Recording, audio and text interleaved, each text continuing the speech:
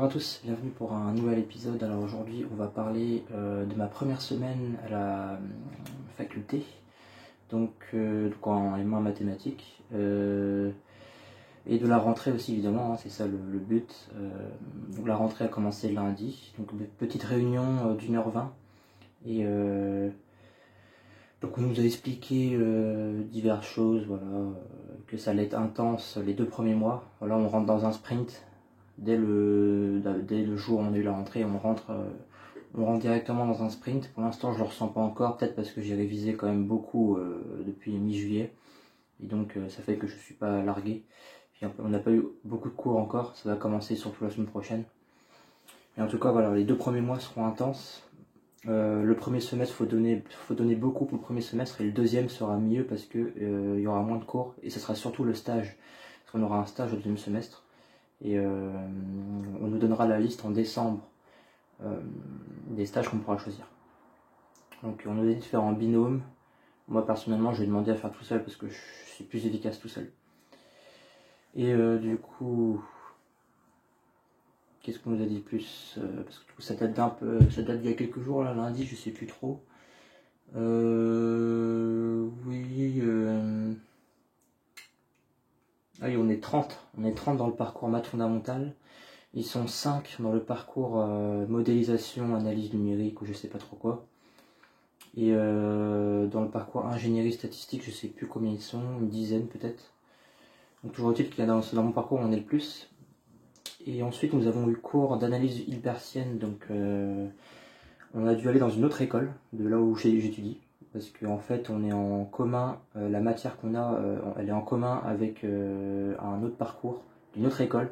Une école d'ingé, je crois, ça s'appelle l'école centrale de Nantes. Et du coup, ça fait que on est du coup pas mal, et il faut un grand amphi. Et c'est dans cette école-là où il y a un grand amphi, et du coup, on est près de 80, on est plus de 80 dans l'amphi, du coup. Et bah, ça change de vanne, en tout cas, on était 15 dans L3 maths. Là, on est au moins, là, sans rajouter l'école centrale qui sont en commun avec le parcours, l'autre parcours, pour faire l'analyse hilbertienne, on est au moins on est une cinquantaine déjà, donc ça change malgré tout. Et du coup tu rajoutes ceux de l'école centrale, on est beaucoup quand même, et il faut un grand amphi, c'est pour ça que d'ailleurs demain lundi, bah, on est là-bas. Et le truc c'est qu'il y a 20 minutes à pied de cette école-là, et de là où j'étudie, où est mon campus. Du coup ça fait que le cours d'après, vu qu'on a 10 minutes entre deux cours, le cours de probabilité, théorie des probabilités qu'on aura, premier cours, et ben on le fera encore dans l'école centrale, dans la même amphi, pour éviter du coup les retards, vu qu'on on n'aurait pas le temps de revenir pour avoir l'autre cours, vu qu'on a 20 minutes à pied, ce serait pas possible. Donc, voilà. Donc demain, analyse hilbertienne avancée de 8h à 9h20, 9h30, 10h50, théorie des probabilités, et 11h, midi 20, théorie des probabilités encore. Et là, ce sera ma journée de lundi qui est finie, parce que lundi, je finirai tout le temps à midi. Je ferai 8h midi, on va dire, 8h, midi 20. Le mardi, après tout le reste de la semaine, je commence à 9h30, et je finis à part le jeudi, je finis à 17h sinon. Donc on aura plus de cours, j'aurai plus de cours qu'en L3 maths. Ça sera plus élargi sur l'emploi du temps. Mais du coup, ce qu'on nous a dit à la rentrée, c'est qu'on aura des demi-UE. Par exemple, on n'a pas, comme je vous l'avais dit pour le programme de mon parcours, je n'aurai pas 7 UE comme je l'aurais pensé, mais en fait, on a 4 UE, et dans 2 UE, il y a 2 demi-UE en fait, et du coup, ça fait 7. Par exemple, d'ailleurs, c'est 3. Par exemple, en analyse hilbertienne, là, j'ai ce cours-là jusqu'aux vacances de la Toussaint. Et après les vacances de la Toussaint, j'ai de l'analyse hilbertienne avancée. Et c'est une demi-UE en fait. Et donc ça fait que pour l'analyse hilbertienne, j'aurai mon examen. Je serai évalué avant les vacances de la Toussaint. Donc là, ça sera fini du coup. Et après les vacances, on passe à l'autre demi-UE qui s'appelle l'analyse hilbertienne avancée. Et c'est pareil pour la théorie des probabilités. Il y a la théorie des probabilités avancée qu'on aura après la Toussaint. Et l'autre UE que j'ai, c'est l'analyse des équations dérivées partielles. C'est pareil, après les vacances de la Toussaint, ça passera à l'analyse simple, juste l'analyse des équations dérivées partielles. Il n'y aura pas d'analyse numérique. Donc ça change. Donc 3 demi-UE dans 3 UE. Et donc ça fait 6. Et la dernière, c'est l'algèbre commutative, je crois. Ouais. et qu'on a eu cette semaine, et on a eu 2 cours. Donc là par contre ça sera sur tout la durée du semestre. Et en vrai c'est bien, parce que le prof il est vraiment très bien. En plus il vient d'une école polytechnique à Paris. Il a été recruté au laboratoire de mathématiques de Nantes pour un projet, je crois que de 5 ans. J'avais lu ça dans un article sur internet. Et franchement il est bien. Il est bien. Par contre les profs qu'on a en cours, c'est pas les mêmes qu'on a en TD. Par exemple l'analyse hilbertienne, j'ai eu TD vendredi après-midi, j'ai eu 2h40 de TD enfin j'ai eu 2 fois 1h20 avec une pause de 10 minutes. Donc j'ai eu ça, et c'était pas le même prof. C'était pas le même prof. Donc ouais bah ça change, hein, comme ça on a plein de variétés de profs, voilà. Tant qu'ils sont bien, personnellement pour l'instant, j'ai pas grand chose à dire, à part peut-être le prof qu'on a eu vendredi après, mon TD. Bon, ça peut être mieux, mais c'est pas pire que celui que j'avais en L3 en géométrie affine, etc. Voilà, ouais, pour l'instant c'est très bien, ça a l'air très sérieux, Nantes en tout cas, hein. Il y a du niveau, ça c'est clair, on le sent, je sens qu'il y a beaucoup de niveau. On est très bien encadré, hein, parce qu'après c'est pas de la rigolade non plus, là on est arrivé en master aussi forcément. Voilà, c'est du sérieux, et en plus c'est une grande université où je suis, où on est beaucoup encadré quoi. Donc c'est pas du tout comme à Vannes ou à Lorient. Où je dis pas qu'on n'était pas bien encadré, mais c'est pas pareil quoi. C'est pas pareil. Et voilà. Du coup, donc algèbre commutatif. Donc en fait, ce qui est drôle, c'est que là, on va faire les anneaux, tous les anneaux. Ils ont pas fait ça à Nantes en L3. Et nous on l'a fait. Dans le lieu groupe et anneaux à Vannes, on l'a fait. À Nantes, ils l'ont pas fait. Ils ont fait que groupe et géométrie, mais par contre, ils ont fait les fonctions analytiques que nous, on n'a pas fait. Et les équations différentielles, ils ont été plus loin. Nous, on n'a pas fait non plus. Donc, ils ont fait des trucs qu'on n'a pas fait, et nous, on a fait des choses qu'on n'a pas fait. Donc, les anneaux, et ensuite, il y aura une petite partie à la fin sur les groupes. Et ça, par contre, j'ai pas vu. Et dans un bouquin, l'année dernière, je l'ai vu, qui s'appelle Les groupes de silo. J'avais rien capté dans le bouquin, personnellement, j'espère que je vais comprendre plus des choses cette année. Donc une petite partie sur les groupes. Voilà. L'analyse hilbertienne c'est bon. Et du coup, j'ai pas encore eu la théorie des probas, donc c'est demain, premier cours. Et l'analyse numérique des équations au dérivé partiel, c'est la semaine prochaine aussi. Et d'ailleurs, je crois qu'on aura sur Python. Alors, jamais fait de Python, déjà que j'aime pas la programmation. Alors là, heureusement qu'il y a une intro à Python, il y aura une introduction. Mais je sens que la programmation, ça doit être parce que pour moi, ça n'a aucun sens, hein, la programmation. En plus, j'aime pas ça. Donc voilà, c'est chiant. On verra bien comment ça se passe. Puis voilà.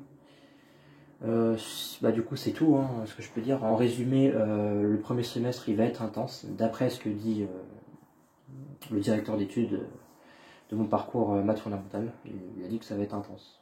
Voilà, surtout les 2 premiers mois. Je sais pas pourquoi spécialement les 2 premiers mois et pas après la Toussaint aussi. Je sais pas. Bon, en tout cas, il a dit généralement le premier semestre. Généralement, il y en a qui ne le valident pas, ils ont peur. Ils étaient déçus du coup du rythme qu'il y avait en... Ah non, ça je confonds au parcours, oui, au parcours modélisation et tout ça, ingénierie. En gros, les gens étaient déçus qu'il y ait beaucoup de théorie et pas assez de pratique, parce que ils veulent faire ingénieur et tout ça. Donc. Et la pratique du coup, c'est surtout au 2e semestre pour eux, et le premier semestre, c'est beaucoup de théorie. Voilà. Et donc ça va y aller quoi. D'après ce qu'on nous a dit. Et le 2e semestre, moins parce qu'on aura le stage, mais en soi, je suis sûr que ça sera aussi intense qu'au premier semestre, parce qu'il y aura quand même le rapport écrit, il y aura la soutenance à l'oral. C'est pas de la rigolade non plus quoi. Donc, voilà. En tout cas, j'ai bien hâte. J'espère que je vais pouvoir faire avec un chercheur, tout ça. Ça va être vraiment pas mal. Bonne expérience. Sur ce, je n'ai rien de plus à dire, mais j'ai peur d'oublier quelque chose d'intéressant à dire. Du coup, les masques, oui, c'est intérieur comme extérieur.